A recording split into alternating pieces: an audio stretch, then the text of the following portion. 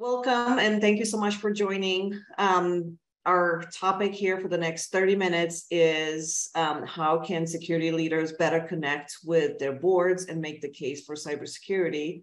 One of the things that's really important as in engaging with boards for those of you that are aspiring cybersecurity leaders or already in a CISO role currently, is really critical to understand your board, understand where they're coming from, understand their experience in order to better communicate with them and also understand their point of view broadly. I would say our overall long-term business growth are increasingly dependent upon the complex digital systems that power and enable economies, companies, products, services worldwide. However, many corporate boards are not actively or effectively governing digital and cyber risk as they struggle to understand and oversee the far-reaching implication of some of those technology. Of course, the growing sophistication of cyber attacks and their the threat actors, they're not only threatening our digital infrastructure, but really the way of life for billions of people around the world. So getting to a point to where, we can better engage with our boards, better communicate with our boards, it's really critical. There are a number of corporate governance practices and policy surrounding digital and cyber risk oversight around the globe. Most of them are underdeveloped, but where they do exist, they are really just very sporadically adopted and applied. So we're going to look at some of those challenges from that lens and that angle specifically. I will skip my intro slide here. So let's look at what's been happening in terms of spotlight for boards, regulatory changes, and what we've heard and seen to where there's so much focus currently on cyber risk oversight broadly. Some of us that followed the Twitter testimony, we've heard from Mudge that there are key parts of leadership that they lack the competency to understand the scope of the problem. We saw it from the SolarWinds litigation, the need or the failure of the boards to implement or oversee any reasonable monitoring system concerning cyber risk. And this, is now becoming the leading practice, what we start seeing and hearing a lot in terms of boards' responsibility. And last but not least, this coming in from Delaware Supreme Court Chief Justice Collins, is that boards must be able to demonstrate proactively that they are thinking about systemic risk and impact to businesses and their bottom line. And of course, not surprisingly, I know we've talked a lot about SEC proposed cyber rule for the past year, and the final projected rule date was April last month. Of course, April came and went, so we're all still anxiously awaiting to see what that final version looks like. And among a number of different disclosures and requirements, that spotlight on board remains in terms of board's oversight of cyber risk, whether any member of the board has expertise in cybersecurity, and if so, what is that nature of expertise? But more holistically, it's understanding that cyber risk is business risk, and we need to start focusing on this, not only from the board's ability to absorb the cyber risk measures and metrics that we present to the board, but also being able to better communicate and understand the ripple effects and complexities of cyber risk to a particular organization. Now, I love the previous session, really amazing. And what I wanted to touch on here is in addition to everything we've seen now, we've heard about entering the AI era, which I love that. I love that term, so I'm definitely going to borrow it and use it. Taking the complex digital system that we are, they're so interdependent, and we are heavily relying on. They're growing ever more complex. So in addition to the spotlight on boards, we're now having to wrap our heads around AI and those phenomenal conversations leading up to this. Of course, there are a number of regulations there and initiatives around the world, and thinking through how is that going to impact us, our organization, our security, and really further underscores the need for understanding of cyber risk by boards, by executive, in order to really enable the business and avoid some of those pitfalls. However, so sort of going back to the need for both sides to understand each other and communicate, I wanted to bring you back two different perspectives: the board perspective and the CISO perspective. So this slide comes from a recent research that we just published a couple of weeks ago. This is the third annual Voice of the CISO report. This year, we surveyed 1,600 CISOs globally in 16 different countries. So I'll walk through some of the findings in terms of what are the sentiments from security leaders globally vis-a-vis, threat landscape, board engagement, their role of the CISO and how that has evolved. At the same token, so on the flip side of that, and you'll see throughout this presentation that we'll go back and forth between the board perspective and the CISO perspective.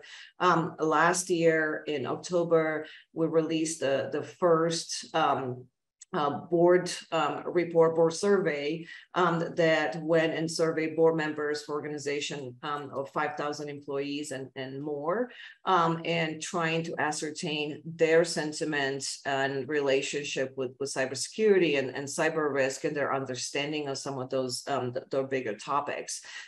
What was really interesting to see in the Voice of the CISO report that we just released is that the relationship between board and CISO is improving, which is fantastic. 62% of CISOs globally believe that cybersecurity expertise should be required at the board level.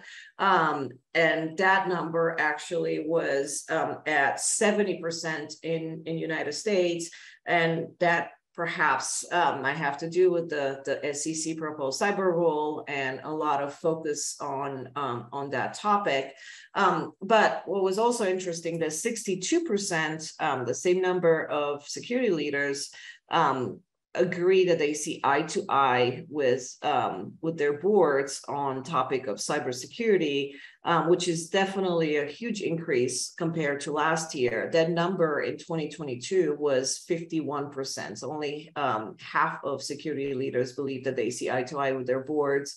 And that was down from 2021. So you see this sort of pendulum swing of seeing eye to eye with your boards, then that dropping, and then that relationship certainly improving this year. Really interesting to see as well the discrepancy between the various different industry, right? You have only half of CISOs believe that they see eye to eye with their boards in transportation, as opposed to really a higher majority of security leaders in retail, which is 71%. Nevertheless, that is really encouraging to see that relationship is improving. While we still have long ways to go, it is one of the more positive signs. In terms of top board concerns, our research showed that top three board concerns from a CISO perspective were reputational damage, impact on business evaluation, and loss of current customers across the board. From a U.S. perspective, specifically, the top focus of concern was reputational damage and impact to the organization. Now, moving on to getting the board's perspective. So think back to the other side of the fence in terms of understanding both the board and the security leader. This survey is from the report that, as I mentioned, we published in October, focusing specifically on boards. Globally, 69% of board members, they believe that they see eye to eye with their CISO. And of course, at the time we published this, there was only 51% of CISOs having that same belief. Now that gap has closed a little bit more. And like I mentioned, while this is encouraging to see the improvement, there is still substantial space for growth and improving that relationship, which is such a critical item for us to start to be able to understand cyber risk and just the broader impact to the organization. At the same token, boards believe, so 76% of board members believe that their organization has adequately invested in cybersecurity. And I don't know about you, but I don't know any cybersecurity leader that feels that they all ever have enough resources and enough investment in cybersecurity. As we all know, the threat landscape is constantly changing, and we always struggle for resources, whether there's funding for a particular project or workforce reduction, which to me, this really underscores the gap that we have, right, between the belief that the boards actually understand cyber risk. They look at it from a perspective of adequate investment, while we look at it from never having enough resources. Just another data point that highlights that gap. Now, the same token, again, board perspective, 77% of board members agree that their cybersecurity is a priority for their boards.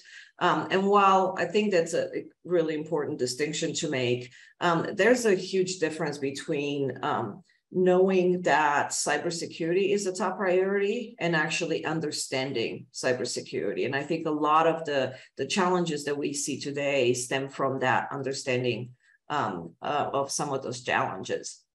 Now, going back to what are we seeing from, what is top of mind for security leaders globally? This year's report, and that's the one that's, as I mentioned, hot off the press, has just got released a couple of weeks ago. It was a really interesting perspective to see this pendulum swing back to what we called business as usual. So if we look back to 2021, right, 64% of security leaders globally believe that their organization is at risk of a material cyber attack in the next 12 months. That number dropped to 48% last year. And now, surprise, of course, there was a big, bold number here in the corner. 68% of security leaders believe they're at risk of a material cyber attack in the next 12 months. There have been a lot of discussion as to where a lot of this is coming from. And at the really more of a very, very high level, what we saw is, as a result of the pandemic in 2021, right, many security leaders had to nearly shift operations overnight to enable 100% remote work. Many of us had to implement temporary controls in order to enable the business.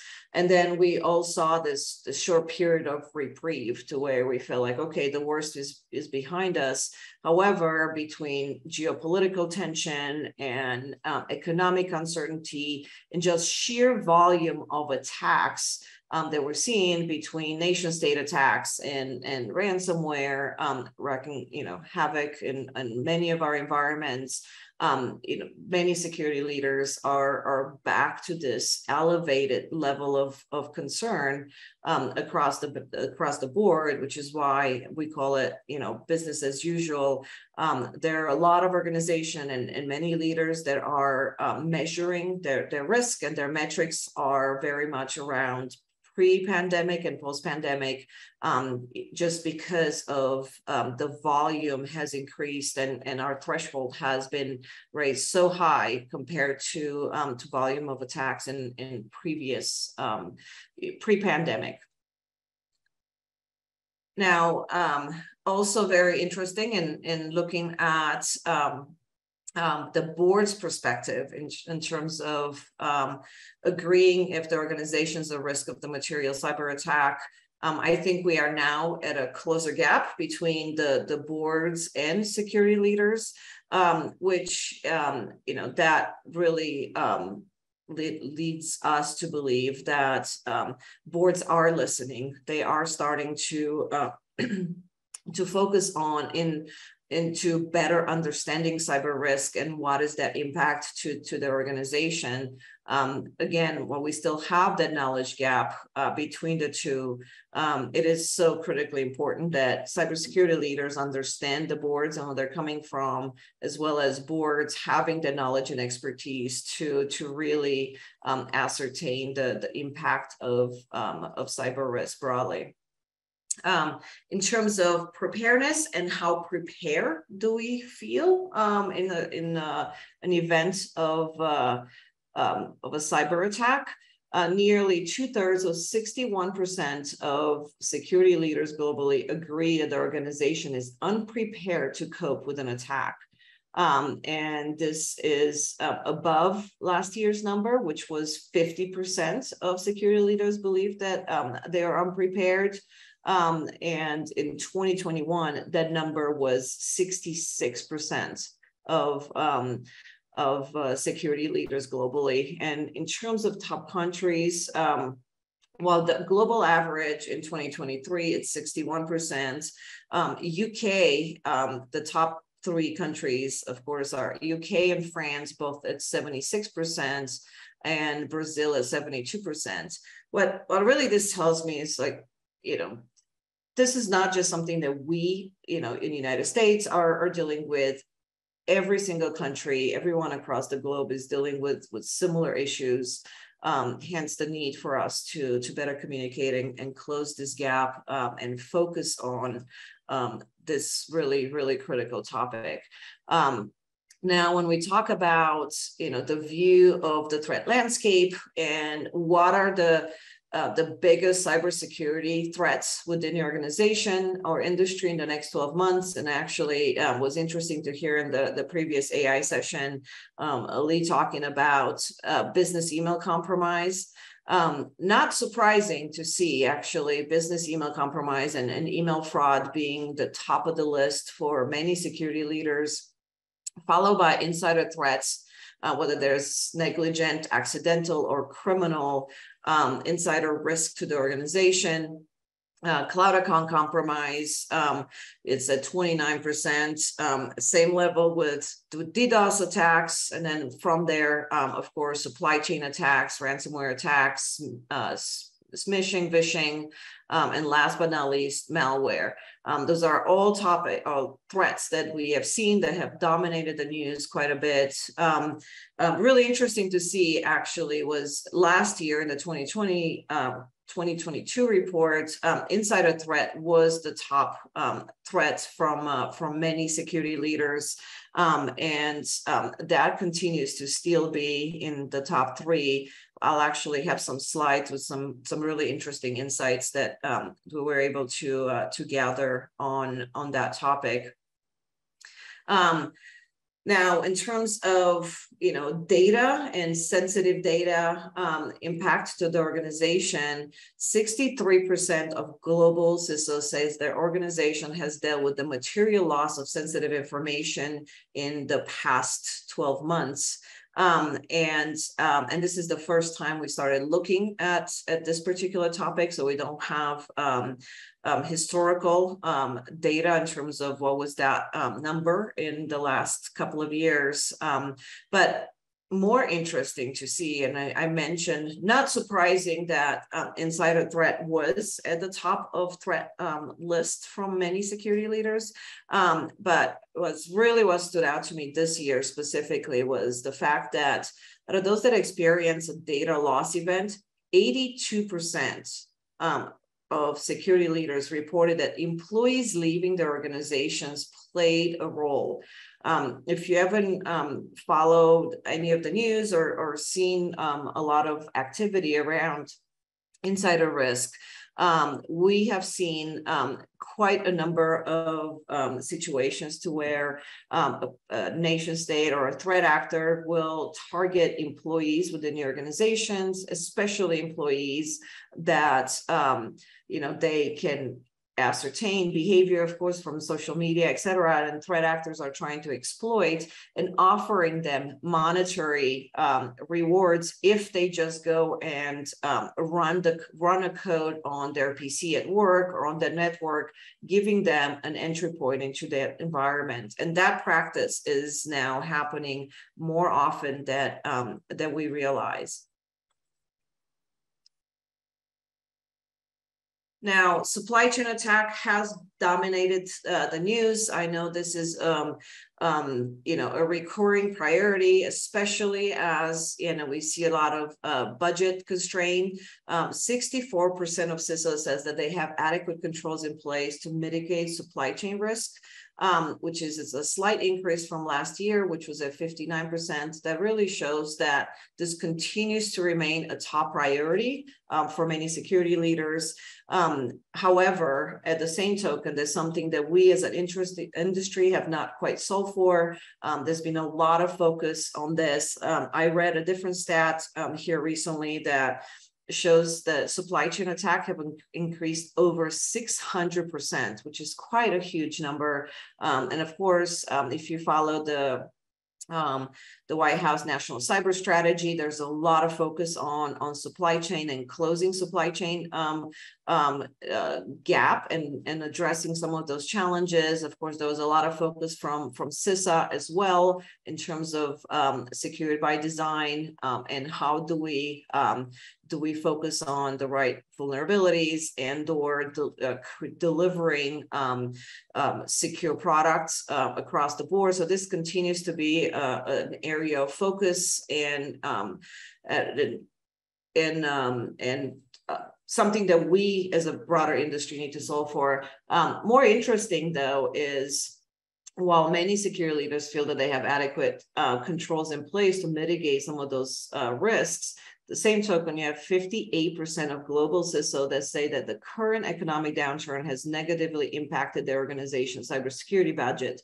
It will remain to see if any of those existing controls are going to still be in place, especially as budgets tighten as a result of just the broader global economic downturn. But it's something that I know many organizations are starting to think through in terms of consolidation and simplification of their environments across the board. And to wrap us up, I want to leave a little bit of time for Q&A, and I know it's supposed to have this only for 30 minutes, but sort of to bring it back, right? While it's important to understand the board's perspective and boards to understand cyber risk, there are a few takeaways and what I call, boardroom cybersecurity risk tactics. For very, very long, we always focused on, protection and reactive, security. It's really critical that we start shifting a lot of our focus as an industry on resilience, making sure that we have the right resilience in place versus just focusing on protection. Cybersecurity for a long time has been a technical topic, and we need to shift the conversation to be an organizational strategic imperative. Cyber risk, and I mentioned this earlier, and something that I know many of us in this industry, we know and understand, but it's critical to be able to bring that awareness and knowledge to the executive team and the boards that cyber risk is business risk, and adapting to a changing threat landscape and business goals are really critical. We all know that it's not particular amount of money that you can invest in addressing some of the cybersecurity risk. It's a continuous evolving landscape, and we need to continuously mature our programs to adapt for the changing threat landscape. Board composition could create a stronger oversight. Having cybersecurity expertise on boards, I think brings us one step closer into closing the gap.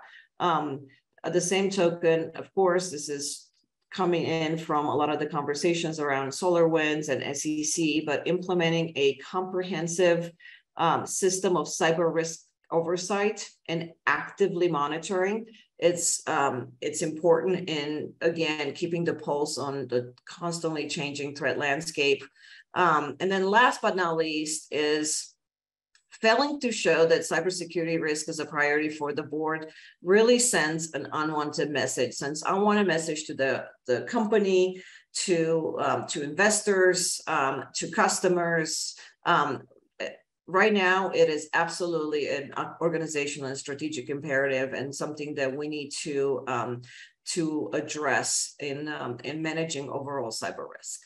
And with that, I'm going to pause here and open it up. I don't know if there are any questions. Lucia, thank you. Thank you. That was amazing. I did not know what to expect, even though I saw the slides. So thank you for that.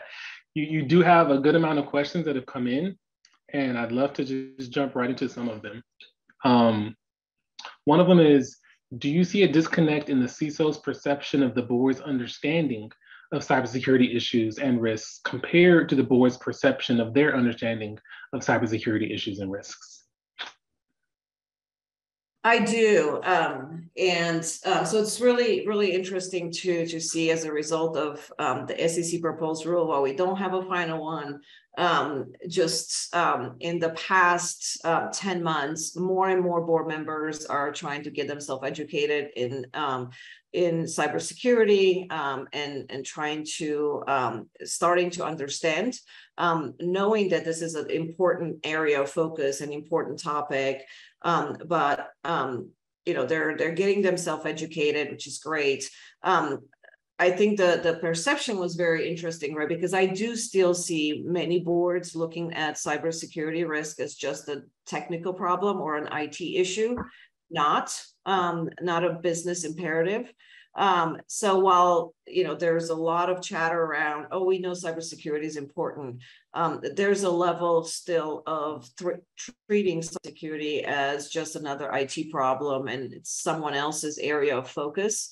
There are also debates on pros and cons, right? In terms of, is it really board's responsibility to understand cybersecurity risk? And I think there continues to be debate there in terms of the need for that.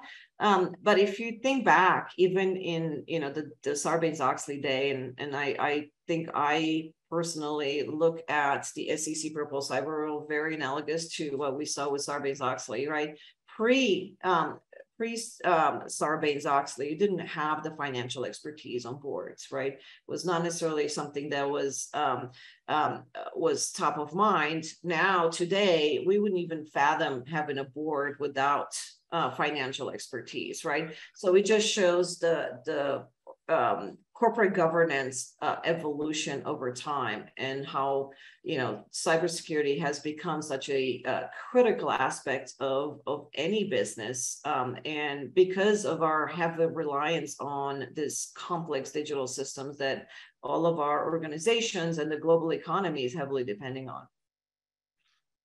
Yeah, that's a great point. The SEC is going to force a lot of organizations' hands, at least the ones that have to report to the SEC, and most likely other organizations are going to follow suit. So many more questions. I want to try to get to one that I think is pertinent because you brought it up a couple times. Do you get a sense that CISOs actually understand the supply chain risk? Because the term oftentimes requires a lot of explanation, and looking at those relatively high numbers on your report has some people kind of curious that CISOs don't even understand what it is. I think that's supply chain risk. It's interesting. I think is viewed slightly myopic by by different security leaders.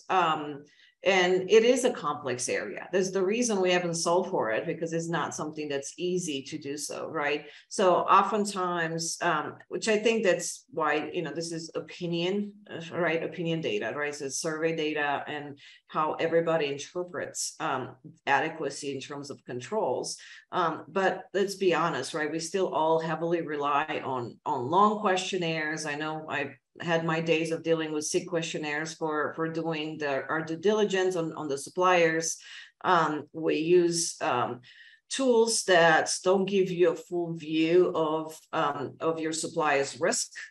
We've now sort of, in this hybrid work environment, I remember 10, 15 years ago, right? And I spent way too much time or way too many years in my career in this space. But 10, 15 years ago, we had a huge shadow IT challenge, right? And we talked about that. It feels like we sort of moved from that to have addressed some of those challenges. And now I'm seeing another, sort of the cycle coming back, and see a huge increase into shadow IT challenges for many security organizations, which further complicates the supply chain risk and supply chain issues, right? Because if you don't know what are all your employees engaging with in terms of other SaaS platforms and apps, and the world of APIs and API integration. I mean, there are so many intricacies into thinking through the supply chain issue, right? It's not only did I do my due diligence on my supplier, do I understand the risk associated with entrusting my data with the third-party SaaS provider, right? But you got your SaaS, your IaaS, your PaaS, you have the API and API security integration, and not to mention our inability to truly have visibility into what's happening in each one of my suppliers' environments.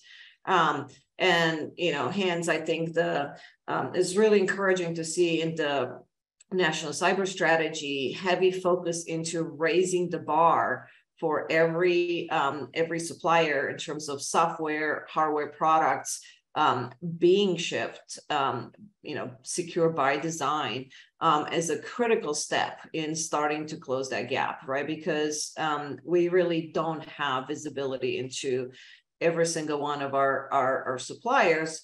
Most of organizations don't even know what are all their suppliers, right? I remember back into my GDPR readiness days, trying to work closely with my procurement team to even, have a rough order of magnitude of how many suppliers we're dealing with, right? And while I thought the number was in the hundreds, it turns out to be into the 1,000. And that seems to be that's a very long-winded answer, but that seems to be the case for many security leaders. I'll go and ask, like, how many suppliers do you think you have? And the answer I get is always a fraction of what the actual number is. Yeah, that's a great point. You made so many observations. I'll just throw this out there. Sometimes supply chain security and third-party security get conflated, and those are very different things. I love that you brought up SaaS. That is the new shadow IT. It's no longer the computer under the desk of the weird guy in the corner. Now it's SaaS applications as well. I'll throw one more question out there because it's profound, and I'm curious on what's your thoughts. Someone said, what do you think about the recent research from Gartner stating that there is no probability in cyber risk because there is a 100% chance of breach? How do you think that is going to be addressed in the future of management of cyber risk? Wow, that is definitely, so it's very interesting. Well, I agree, right? You still have to, we're still heavily relying on the formulas and frameworks that exist today in terms of calculating risk. You have to be able to quantify that to a certain extent, right? So I think that, well, I agree that it's not if, it's when, right? You get breach, et cetera. You still have to be able to quantify that to a certain extent.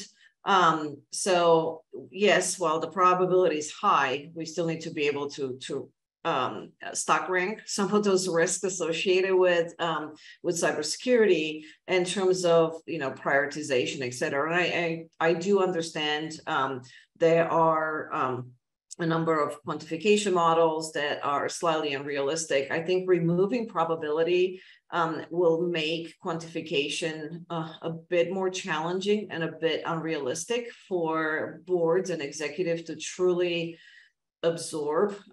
So what I'm thinking through is, for example, Monte Carlo simulation, right? Many of us use, you know, Monte Carlo in terms of risk quantification, and oftentimes those numbers come up so exorbitantly high that it's very difficult for leaders to truly absorb that and take it serious, right? So you have to look at that in terms of just realistic numbers, realistic expectations, and a measure of, again, going back to being able to stack rank your risk across the board. Love that response. Lucia, thank you again. I appreciate everything that you just brought.